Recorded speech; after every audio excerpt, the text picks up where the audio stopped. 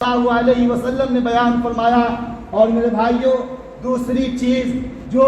اس ایام ذی الحجہ سے متعلق رکھتے ہیں وہ یہ میرے بھائیوں ایک عالمی عبادت یعنی فریض حج ہے، جس کے لیے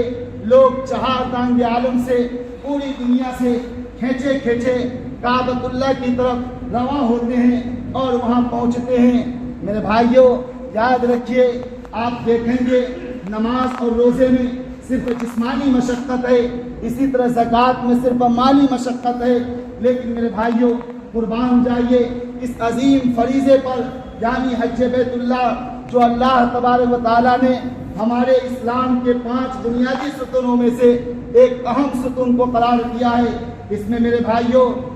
جان و مال اور اسی طرح اپنی محنت مشقت ان ساری چیزوں کا ایک حسین سنگم اور ایک عجیب امتزاج پایا جاتا ہے، اس لیے کہ ایک انسان اپنی پوری زندگی کماتا ہے، اپنی پوری زندگی پسینے کی کمائی کو وہ خرچ کرتا ہے، پھر میرے بھائیوں وہ کعبۃ اللہ پہنچ کر اپنی جانوں کو مشقت میں ڈال کر اپنے اوپر 2 سفید چادر درویش کی حالت میں فقیر کی حالت اختیار کرتے ہوئے احرام باندھ کر اس اللہ کے گھر میں حاضر دیتا ہے، اور وہاں پر بھی جا کر بیٹھ نہیں جاتا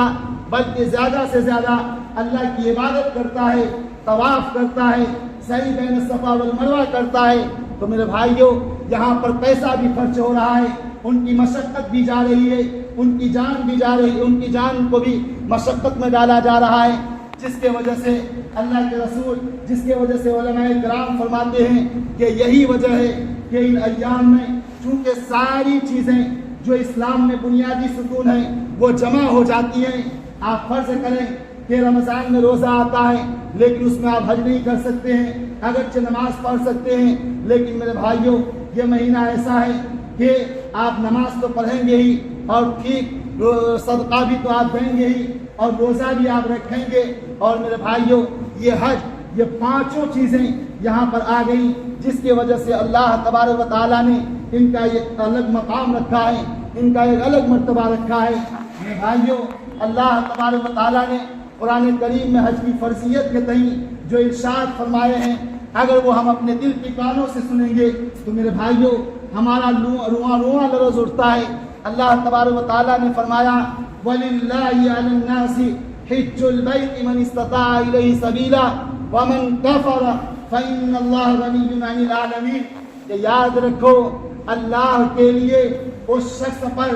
اللہ کے گھر کی حج کرنا، اللہ کے گھر کی زیارت کرنا، حج کے معنی چونکہ قصد ہوتا ہے، ارادہ کرنا ہوتا ہے، اس لیے ہم یہ کہہ سکتے ہیں کہ اللہ کے گھر کا حج کرنا اس شخص پر واجب ہے، فرض ہے، جس کو اللہ نے استطاعت دیا ہے، جس کو اللہ نے طاقت دیا ہے، جس کو اللہ نے مال و دولت دیا ہے، بڑا شاندار کاروبار دیا ہے۔ میرے بھائیوں آگے دیکھیے اللہ تبارک و تعالیٰ فرماتے ہیں وَمَنْ كَفَرَ أَيْ أَنْكَرَ، اور جس نے انکار کر دیا۔ میرے بھائیوں آپ دیکھیے اللہ تبارک و تعالیٰ کے اسلوب کو کہ اگر آپ چاہتے وَمَنْ أَنْكَرَ بھی فرما سکتے تھے، لیکن میرے بھائیوں لفظ کفر لا کر بتایا کہ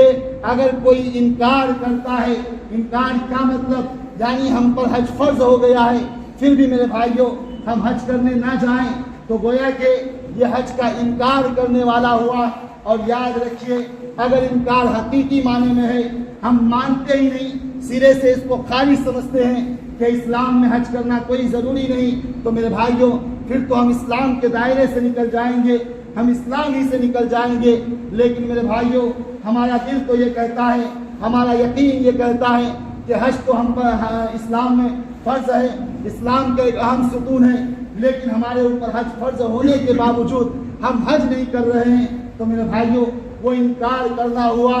عملی طور پر۔ اور اسی کے طرف اللہ تبارک و تعالیٰ نے فرمایا وَمَنْ كَفَرَ، یعنی جس نے انکار کر دیا فَإِنَّ اللَّهَ غَنِيٌّ عَنِ الْعَالَمِينَ۔ یہ نہ سوچو کہ اگر تم اللہ کے گھر کی زیارت نہیں کرو گے تو لوگ کم ہو جائیں گے، اللہ کی کبریائی میں کچھ کمی آ جائے گی۔ اللہ تبارک و تعالیٰ فرماتے ہیں یاد رکھو اگر تم میرے گھر کی زیارت کرتے ہو تو اس میں تمہارا بھلائی ہے، اور اگر تم میرے گھر سے منہ موڑ لیتے ہو ہم نے تمہیں طاقت دیا ہے لیکن پھر بھی تم پیچھے رہتے ہو، تو یاد رکھو اس سے ہمیں کوئی فرق نہیں پڑتا ہے۔ فَإِنَّ اللَّهَ غَنِيٌّ عَنِ الْعَالَمِينَ، کہ اللہ کی ذات تو وہ ہے جو ساری دنیا سے بے نیاز ہے۔ میرے بھائیوں، دنیا کی پوری آبادی اگر اللہ کے آگے ہم وقت پیشانی ٹکائے رکھے تب بھی اللہ کی کبریائی میں کوئی بلندی نہیں ہونے والا ہے۔ اور اسی طرح اگر دنیا کی پوری آبادی اللہ کے سرکشی میں اتر جائے، اللہ کی مخالفت میں اتر جائے، میرے بھائیوں یاد رکھیے اللہ کی کبریائی میں، اللہ کی بادشاہت میں کوئی کمی نہیں آ سکتی ہے۔ لہذا اللہ تبارک و تعالیٰ اسی کے طرف اشارہ فرماتے ہوئے کہا فَإِنَّ اللَّهَ غَنِيٌّ عَنِ الْعَالَمِينَ، کہ اگر حج کرتے ہو یہ تمہارے لیے ہے، تمہارے لیے ہے۔ میرے بھائیوں، اس کی فرضیت کی جلال اپنی طرف، لیکن ذرا دیکھیے حج کرنے والوں کے بارے میں اللہ کے رسول صلی اللہ علیہ وسلم نے کیا انعامات فرمائے ہیں، کیا ارشادات فرمائے ہیں۔ اللہ کے رسول صلی اللہ علیہ وسلم نے فرمایا من حج للہ فلم یرفث ولم یفسق رجع کیوم ولدتہ امہ، کہ جو شخص حج کرتا ہے اور وہاں پر کسی طرح کی بے حیائی، فحش، گناہ کا کام نہیں کرتا ہے تو گویا کہ وہ اس طرح واپس آتا ہے وہ آج ہی اپنی ماں کے پیٹ سے پیدا ہوا ہے۔ میرے بھائیوں، یہ ہم مسلمانوں کے لیے جن کے دل گناہوں سے سیاہ ہو چکے ہیں، یہ کتنے تسلی والے کلمات ہیں کہ ایک انسان پوری زندگی گناہوں کے بوجھ سے دبا ہوا ہے، اپنی پوری زندگی گناہ کرتے ہوئے میرے بھائیوں اپنی ایام گزارے ہیں، لیکن ایک موقع اللہ حج کی وجہ سے ان کو دے رہا ہے کہ وہاں سے وہ جب آتے ہیں وہ بالکل معصوم ہو جاتے ہیں۔ جس طرح آج کوئی بچہ پیدا ہوا ان کے اوپر کوئی گناہ نہیں ہے، ٹھیک میرے بھائیوں اگر جس حاجی کی حج قبول ہوتا ہے اللہ تبارک و تعالیٰ اس کو بھی اسی بچے کی طرح کر کے بالکل ان کے نام اعمال کو کھورا اور بے داغ بنا کر بھیجتا ہے۔ میرے بھائیوں، لیکن افسوس کی بات ہے کہ اتنے بڑے انعام اور اتنی بڑی فضیلت ہونے کے باوجود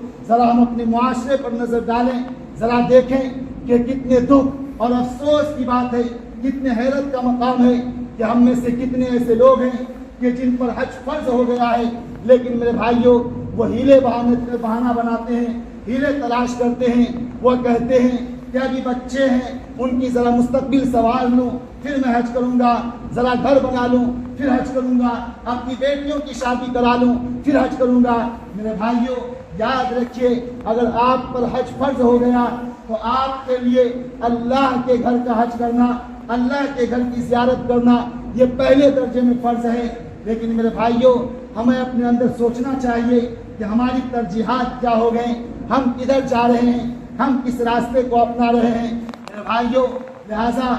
آج کا جو خلاصہ اور لب لباب یہ ہے کہ عشرہ ذی الحجہ کے جو ابتدائی 10 دن آنے جا رہے ہیں ہمیں اس میں بڑھ چڑھ کر ذکر کے کلمہ اپنی زبان پر تر رکھنا چاہیے، ہمیں ہر وقت تکبیر یعنی اللہ اکبر کی صدا سے گونجنا چاہیے، اور اسی طرح تحلیل یعنی لا الہ الا اللہ ہمیں اپنی زبان پر جاری ہونا چاہیے، اور اسی طرح میرے بھائیوں تحمید یعنی الحمدللہ ہماری زبان پر جاری ہو۔ اور میرے بھائیوں میں دست بدستہ بڑے ہی عاجزانہ اور مؤدبانہ ان سارے بھائیوں سے گزارش کرتا ہوں اللہ نے جن پر حج فرض کیا ہے وہ اس فرضیت کو سمجھیں اور آنے والے سال میں اپنے آپ کو تیار کریں، اس لیے کہ میرے بھائیوں زندگی کا کوئی بھروسہ نہیں، ہماری زندگی کا ڈور کب ٹوٹ جائے ان کو کوئی دیکھ کر نہیں آیا ہے۔ میرے بھائیوں